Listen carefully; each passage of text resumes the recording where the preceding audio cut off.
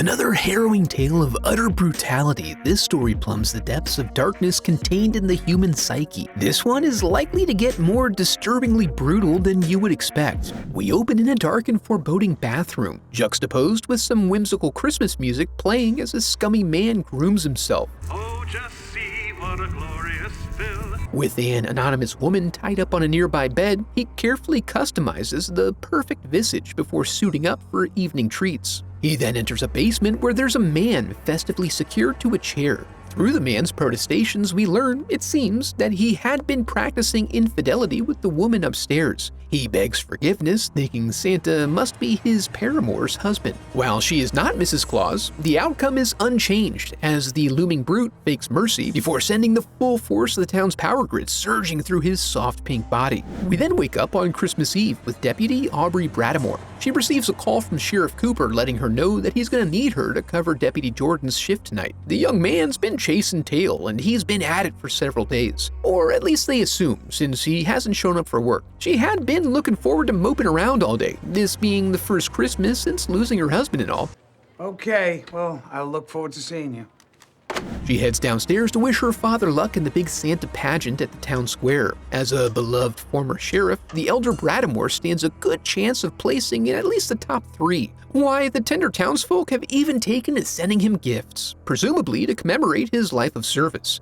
As the town comes alive, we recognize there are definitely tiers to this Santa game. Aubrey roams the streets so we can meet the good mayor, putting up Christmas decorations the day before. Like half the residents of the town, it seems. His daughter Tiffany has a brief disagreement with him about the town's need for another road as she heads out to work. And then we focus in on a naughty girl, slapping away her mom's heart pills and insisting she be chauffeured to the mall for shopping, rather than to the church for praying, as mommy had hoped. Go get your purse and meet me in the car. When she tries to sass talk St. Nick, she suffers immediate consequences that involve taking a stun stick until she goes foamy and then being impaled with a poker. Aubrey makes a quick stop at the church to get her penance on, and Father Madeley looms over her creepily. After announcing himself in an alarming manner, he offers to fill the void left by John with any part of him that she'd prefer. When she finally makes it to the station, she finds it to be fairly empty. The others haven't arrived, so Brenda begins to gossip about Deputy Jordan, who is presumed to have eloped with another man's wife. Giles finally shows up, looking like something the cat dragged in, and spreads his biliousness like holiday cheer. So Aubrey quickly ducks out to address the matter of a drifter Santa who's making children cry. She slices through the bustling town to quickly adjudicate.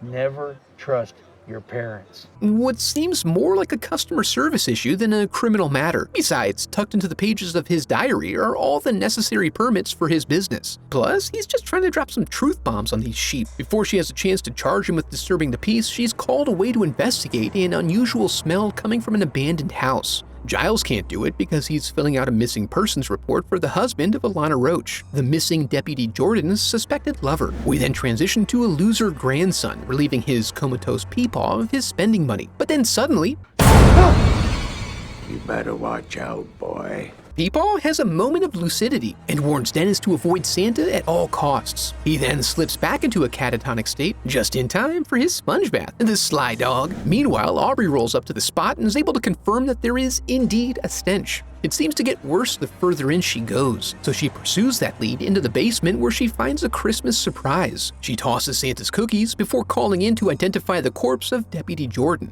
now no longer missing. She then proceeds to clear the house under the suspicion that their other missing person, Alana Roach, may have been with him. She follows the sound of a ringing phone up to the party room, confirming their POI is handless and otherwise generally disembodied. Sheriff Cooper then arrives and begins to feel the anticipation of the hunt broiling below the surface of his skin. As they discuss it further, we find they've already confirmed the alibi of the husband, so are left with little to go on. But that's just how Cooper likes it. He's grown bored in the intervening years of quiet small-town life, and he's looking to pop off for Christmas, boy! The town reveals more of its burgeoning industries as we see that Tiffany has a side hustle as a calendar model and drug enthusiast. She heads out, zapped up and flush with cash as Santy trades places with her. Goldie sets down the camcorder to address a knock at the door and gets the sense that something is off here, but she dies silently. So, with no warning, Frank takes a scythe to the sack as Maria ducks into the bathroom. With few options, she is defenestrated into a pillowy, cloud-like pile of garbage, and then is pursued through various unpopulated environments.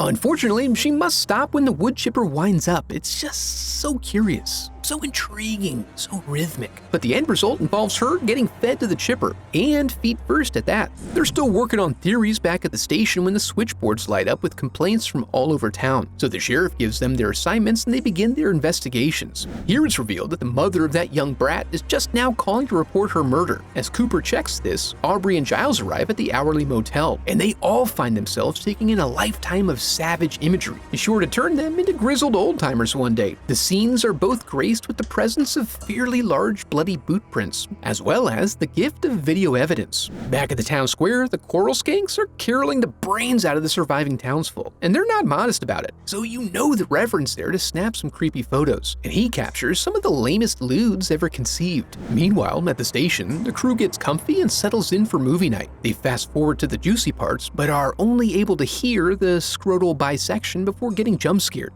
Pursuant to this, Aubrey calls Giles to tell him to keep his eyes peeled for Santa Claus, which is kind of unhelpful. At the church, the father has prepared a special sermon on the commercialization of Christmas, delivered to a fairly sparse crowd. When King Herod massacred infants. And we get some idea why his flock is strayed. Right when he approaches the rapturous crescendo, Santa takes it upon himself to punish the wicked and reward the meek, a true man of the people. Aubrey ventures into the seedy underbelly of the town, hoping to scope out a tall, swarthy Santa up to no good. She spots a potential one, but when she relays the deets to the sheriff, he's confused about his behavior. This Santa is casually eating, which serial killers tend not to do. Regardless, Aubrey approaches him for questioning, and his rude answers really solidify his guilt in her mind. He then regales her with the story of a scorned lover who took to throwing flame on Christmas to get his revenge upon society. He now goes town to town, doing a murder spree every year.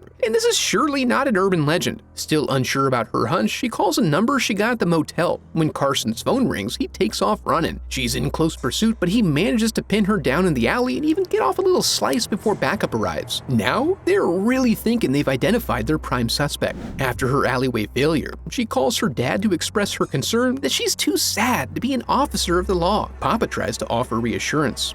This isn't the first time a Brattamore had to bring down a bad Santa. The hell does that mean? But these words do give her a renewed purpose, as she tries to take in the evidence again, as she doesn't think Carson fits the mold of who they're looking for. However, Cooper is in full commando mode now and focused only on the kill. Essentially on her own, Aubrey heads to her cruiser to quietly review a dossier of Christmas killings state by state. As she does so, she notices that the traveling Santa's diary puts him at one of the murder towns about 5 years back, so they go to toss his trailer. Elsewhere, the mayor's party is now in full swing. Tiffany returns with Dennis and they get permission to go to the guest house to relieve their sexual tension before joining the festivities. But when the mayor gets his neck wrung, with Cooper on the line no less, we know that the killer's not far behind them. Regardless, they have time to enjoy some double entendres before Tiffany steps out to strip down, as is the tradition for the sake of modesty. When she comes back, Dennis then performs the traditional pre-coital jump scare. But then, if he's here, who closed the bathroom door? Well, it was Santa. He deftly throws a long-handled axe and just slices her Achilles before pinning her up against the wall. Dennis is so shocked that Santa is able to get him from behind and then split his face wide open. He offers a brief comfort to Mindy Lou in anticipation of her new life as an orphan before moving on.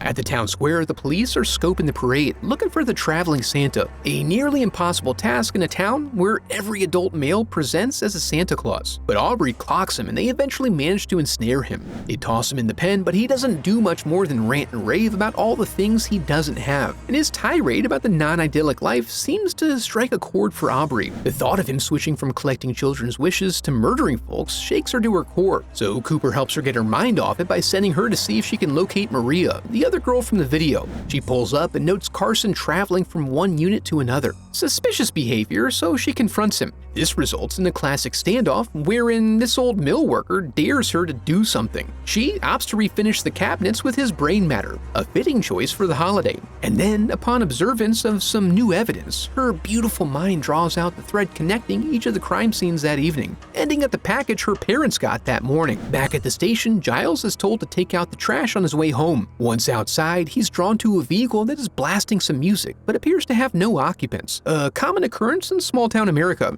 except for the part where a pickaxe penetrates his eyeball. Aubrey calls Coop to fill him in as she races home. He is incredulous because, after all, he received a package that morning and he's fine. But then the lights go out and the culprit appears. And despite his bluster, the sheriff is immediately flame-thrown to death. Unfortunately, he had arrived at the station after already finishing at Aubrey's house, as she arrives to discover her father's glistening innards splayed out like a spilled bowl once full of jelly. After confirming Mrs. Claus is okay, she goes to seek her sweet revenge. But she needs to hurry because Brenda is struggling to stay alive. Luckily, she's able to escape into a small empty room they keep for hiding. Right when he's about to open it, the sprinklers kick on. He ends up finding himself near the holding cells where he lets out Bad Santa. Thinking that the man before him must be an axe-wielding officer of the law, Santa Jim engages him in a rumble intended to establish Santa's superiority. In the end, Jim gets his brains mashed up with some holiday brass knuckles. Aubrey arrives and ventures in slowly, observing the remnants of the murder spree. Despite her preparedness, Santa gets the drop on her. However, she is able to rally and thrust into him with the power of her ancestors.